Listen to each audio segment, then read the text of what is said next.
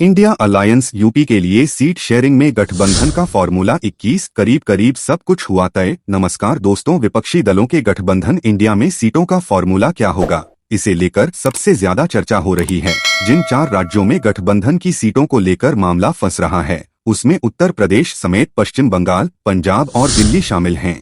सूत्रों का कहना है कि उत्तर प्रदेश में समाजवादी पार्टी और कांग्रेस के बीच में फॉर्मूला 21 का इस्तेमाल किया जा सकता है। गठबंधन की बैठक से पहले ही इस तरह की कवायद शुरू हो गई है। दरअसल उत्तर प्रदेश में गठबंधन के दलों के बीच में यह वह फार्मूला है जिसमें उत्तर प्रदेश की तकरीबन ऐसी 21 सीटें हैं जिसमें समाजवादी पार्टी कभी चुनाव नहीं जीती है। सूत्रों की माने, अगर सब कुछ पहले से तय योजना के आधार पर चला तो उत्तर प्रदेश में समाजवादी पार्टी गठबंधन के हिस्से में तकरीबन 21 सीटें दे सकती है।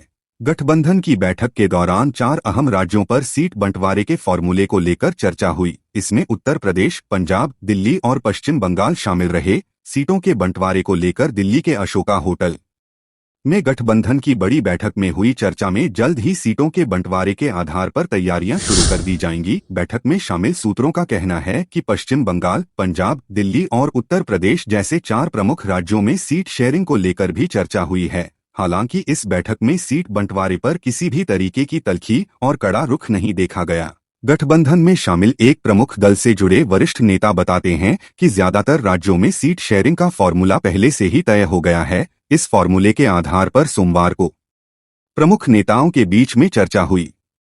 उत्तर प्रदेश में सीटों के फॉर्मूला 21 के तहत समाजवादी पार्टी उन सीटों को गठबंधन को दे सकती है जहां पर पार्टी आज तक कभी चुनाव नहीं जीती। इसमें पश्चिमी उत्तर प्रदेश से लेकर मध्य और पूर्वांचल की भी कुछ सीटें शामिल हैं। इसलिए अनुमान यही लगाया जा रहा है कि समाजवादी पार्टी इन 21 सीटों पर गठबंधन के तहत सीट शेयरिंग के फॉर्मूले को लागू कर सकती है। यानी इंडिया गठबंधन में समाजवादी पार्टी, कांग्रेस और अन्य गठबंधन के दलों के लिए तकरीबन 2 दर्जन सीटों के आसपास सीटें छोड़ सकती है। समाजवादी पार्टी से जुड़े सूत्रों का कहना है कि सीट शेयरिंग को लेकर कांग्रेस पार्टी या अन्य दलों के साथ न कोई तल्खी है और न ही कोई अड़िगता है।